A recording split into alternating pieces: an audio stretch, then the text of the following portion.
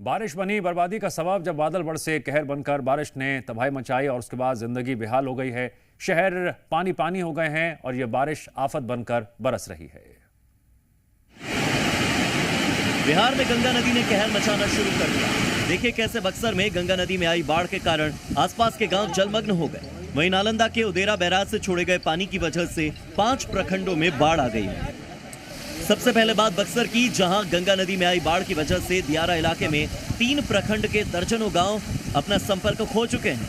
ग्रामीण जान जोखिम में डालकर किसी तरह से सैलाब को पार करने के लिए मजबूर हैं और अपनी मंजिल तक पहुंच रहे हैं। गंगा नदी में 2 सेंटीमीटर प्रति घंटे की रफ्तार से जल स्तर बढ़ता जा रहा है और लोग दहशत में हैं। कुछ ऐसा ही हाल बिहार के नालंदा का है, जहां झारखंड में हो रही लगातार बारिश का असर नालंदा में उदेरा बैराज में देखने को मिला। बैराज से 1,15,000 क्यूसेक पानी छोड़ दिया गया, जिस वजह से नालंदा के 5 प्रखंडों में बाढ़ आ गई। कई गांवों के तटबंध टूट गए। हालांकि आपदा प्रबंधन विभाग की सतर्कता से तटबंधों को फिर से बहाल कर दिया गया। देश में मानसूनी बारिश का दौर जारी है। कुदरती आफत से बचना तो मुश्किल है ही, लेकिन ये हालात और बिगड़ जाते हैं हमारी अनाप शनाप तरीके से की गई शहर की प्लानिंग और खराब डिजाइन से। रिपोर्ट हैदराबाद से है। बारिश के बाद फ्लाईओवर के हालात देखकर हर कोई हैरान है, जैसे ये कोई एलिवेटेड रोड नहीं बल्कि एलिवेटेड स्विमिंग पूल हो। फ्लाईओवर के ऊपर 3 से 4 फीट पानी जमा हो गया, मानो फ्लाईओवर का ड्रेनेज सिस्टम क्रैश हो गया हो। तस्वीरें सोशल मीडिया पर वायरल हुई। कहां तो फ्लाईओवर जाम और जल जमाव से निकलने के लिए बनाया गया था, लेकिन आज खुद फ्लाईओवर के ऊपर जल जमा हो चुका था। फ्लाईओवर के दोनों तरफ गाड़ियों की लंबी कतारें लग गई। पानी का लेवल देखकर हिम्मत किसी की भी आगे बढ़ने की हो ही नहीं रही थी। पीछे मुड़कर फ्लाईओवर से नीचे जाना असंभव था। निचला हिस्सा तो पहले से ही तालाब बना हुआ था।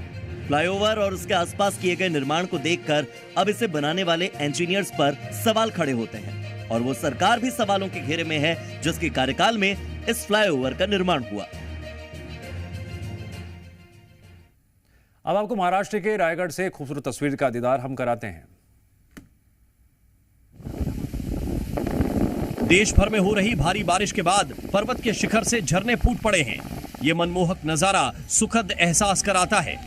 पर्वत की ऊपरी श्रृंखला से कई झरने गिरते दिखाई देते हैं।